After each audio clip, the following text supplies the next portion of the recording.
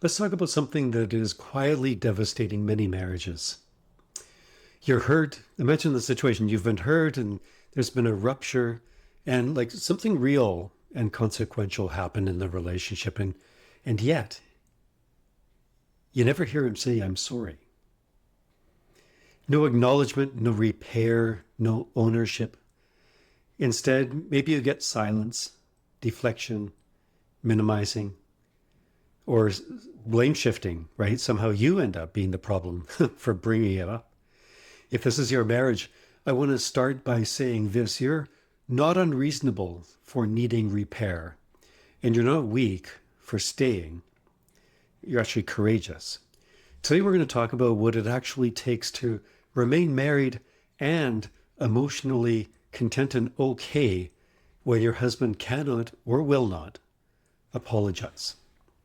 Before we go any further, a quick pause. If this kind of conversation helps you feel more clear-headed and less alone, click the like button right there and click the subscribe button. That helps more women find this work when they need it most. All right, let's slow this down and really understand what's happening. You see, an apology isn't just polite language. Psychologically, it does three critical things. It acknowledges reality. Right? That happened. Second, it validates emotional impact.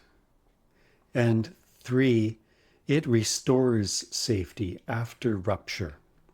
And so when those things don't happen, your nervous system ends up staying on alert. And so if you've ever felt emotionally unsettled, resentful but tired, and hyper-aware, hyper-vigilant, we call it, of tone, mood, or distance, that's not you being dramatic. That's your nervous system waiting for a repair that never comes. Now, I'm a guy, so I can say this.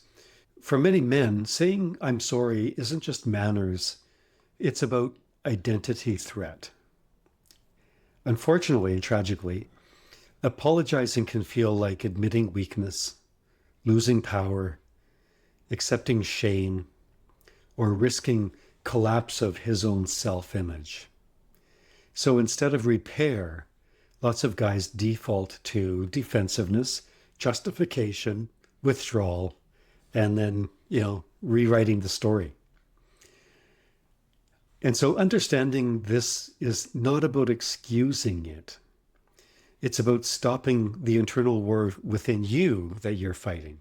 The one where you keep thinking, oh, if I just explain it better, if I just describe even more clearly the hurt that I'm feeling, he'll finally get it.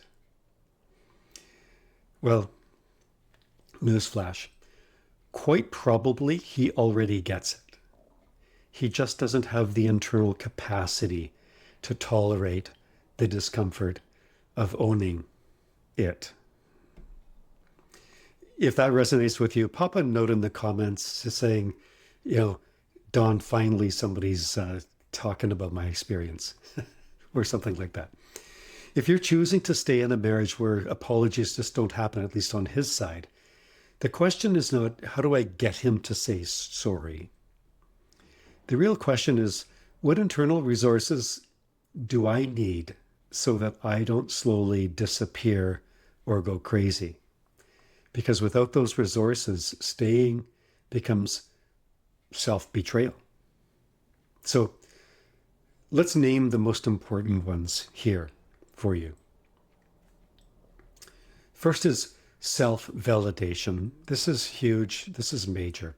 When repair doesn't come externally, like actually in the relationship, what's required is you need to stop outsourcing validation. You need to stop waiting for him to reflect back to you how you must be feeling. So it means learning to say internally, ouch, that hurt. And my reaction does make sense. And I don't need agreement from him in order to be grounded in my reality. This is not emotional distancing. This is self-anchoring. And without self-validation, you will keep chasing acknowledgement and exhausting yourself in the process.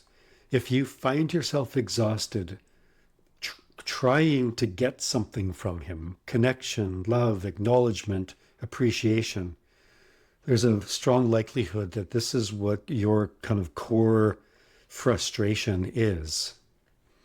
I want to be very kind of honest here that self-validation is what you need. It can be very difficult to create within one's own self if they've had background experiences like family of origin growing up where there wasn't validation. And so that's a work of healing, and we do that all the time in our coaching work. So first internal resource is self-validation. Second internal resource is emotional containment. Containment means you can hold your feelings without forcing a resolution. You can feel sadness without demanding that he do something to resolve it, like an apology, for example. You can feel anger without an explosion, without losing it, quote unquote. You can feel grief without completely collapsing. Again, there's a requirement here. This requires nervous system regulation, slowing your body, grounding yourself, and not raising your emotional volume just to be seen. Doing this skill of nervous system regulation, it's not making you passive. If you're passive, you're not doing it. It makes you stable. And again, this is something that lots of adults have struggle with because they weren't equipped with the resources to do it in their home growing up. And one of the things that we do in our coaching is we fill in that missing experience. We fill in that missing capability. Absolutely possible. We do that all day long. Third resource is self-faithfulness. You may have come across this in another video. This is the most important one. Self-faithfulness means to stop pretending you're fine when you're not.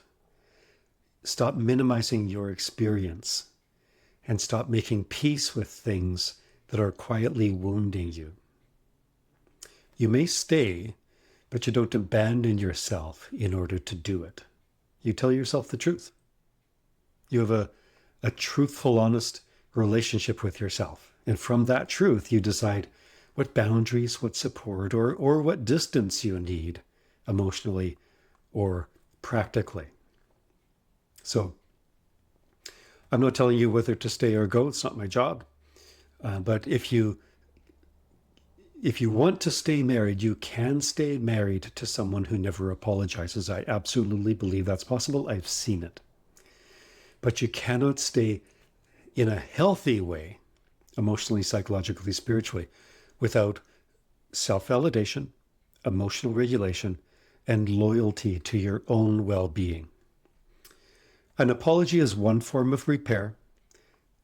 When it never comes, you must build the internal repair capacity, or the marriage will quietly hollow you out and you guys will end up as roommates, right? And we see that all the time, and it is a tragedy and unnecessary.